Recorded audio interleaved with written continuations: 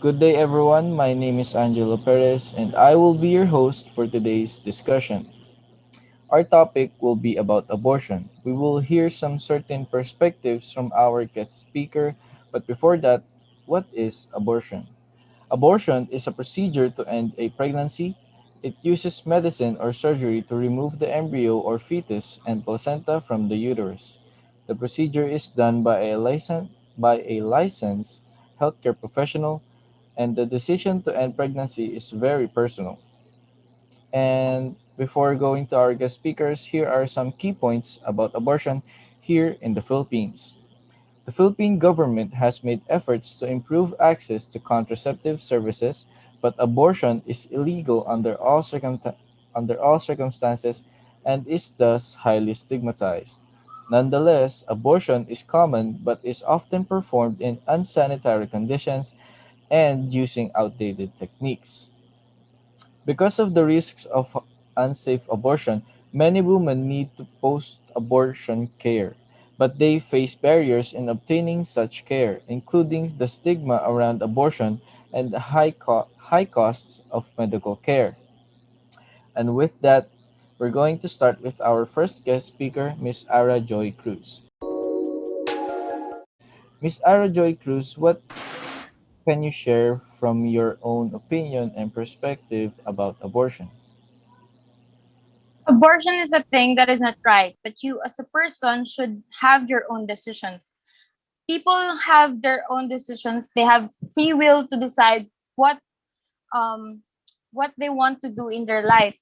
Lalo na sa mga babaeng maagang nabubuntis or sa mga taong ayaw pa nilang mabuntis ng maaga kasi nga there's some what you call this judgment of other people, but they have their own judgment of themselves, and by doing their decisions they have reasons for that, and other people should respect that.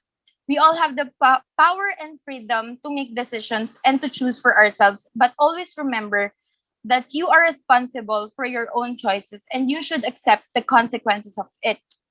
um all all the decisions of ourselves in ourselves has an effect, but for a person meron pa ding reasons kung bakit niya ginawa yon. Pero dapat isipin pa din ng isang tao na magpapa-abort kung ano ba yung maaaring mangyari, hindi lang sa health niya kundi sa pananaw ng ibang tao tungkol sa kanya. And according to the moral act in Aristotle's philosophical concept, we are empowered to decide and act, and we are responsible. Kagaya ng sinabi niya, responsable tayo sa kung ano man ang mangyayari sa atin and sa mga taong nakapaligid sa atin. Kung ano man yung magiging judgment nila sa atin. Pero um, ikaw as a person, you have a freedom kung ano yung gusto mo. Pero ang consequences naman nun, parang you have you did a sin to God kasi having a child or having a baby is a blessing. Blessing yun ni God, kaso sa mga taong hindi pa gustong magkaroon ng baby, hindi siya right time para sa mga taong ganun. So people should always remember that it's always have a consequence for all these decisions in their life, and they should think of what is right for their life. Thank you. Thank Thank you very much, Ms. Joy, for your opinion and perspective on abortion. Up next, we have Ms. Shara Bell. Miss, what can you share with us today? The baby should not be neglected because the philosophical concept of Jean-Paul Sartre, existence precedes essence, and existence is freedom.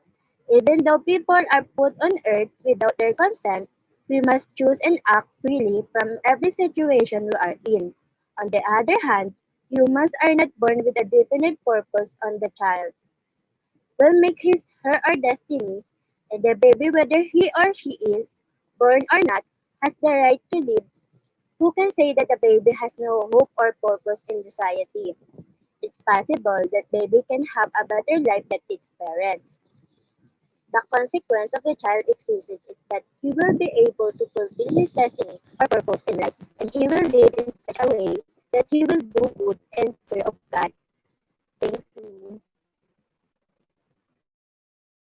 Thank you very much, Miss Shira Bell, for your opinion regarding abortion. Up next, we have Miss Jennifer Malong. Miss Jennifer, what can you share with us today? Rousseau states that human beings have to form a community or civil community to protect themselves from one another. In that case, the government that the mother belongs to doesn't agree with abortion. But if the citizen will be able to unite and consider the feelings of that woman in rape, maybe we can change it. Why? Because according to Rousseau, common power or government which the purity of individual should be confirm all their power and strength in one will. In other words, the government is only the product of citizens' power and strength.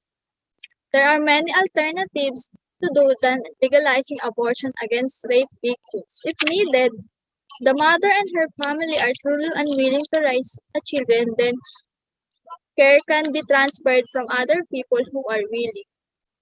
Government Government, along with the House of Representatives, immediately provide a special rule for dealing with pregnancy problems due to rape crimes in order to provide legal protection for victims and rape and the child abuse in the womb. Thank you very much, Miss Jennifer Malong, for sharing your opinion. And finally, we have Sir Kent Delario. Sir Kent, what can you share with us today? I think yung mother na yon or yung woman na yon is may freedom siya to choose whether she will raise the baby or she will abort it.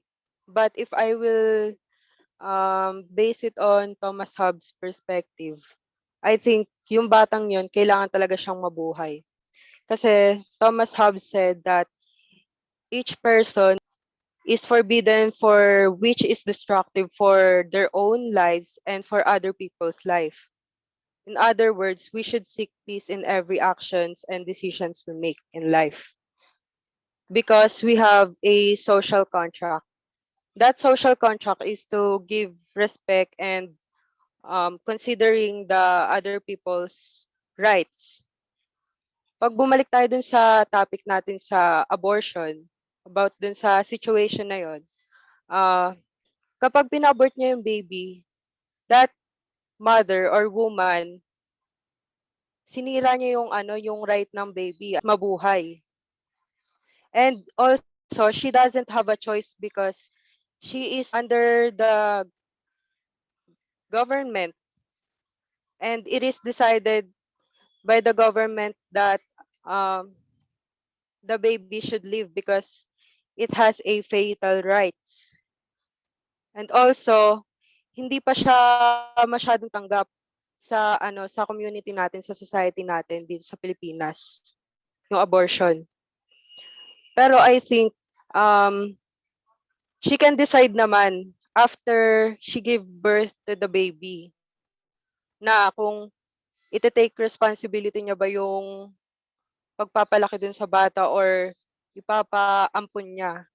But she should be aware of the consequences that she have because kunyari pinaampun niya yung bata. Pag nakapag-decide siya na maging mother ulit nun, puwedeng hindi na siya kilalanin or itakwil na rin siya nung bata na yun.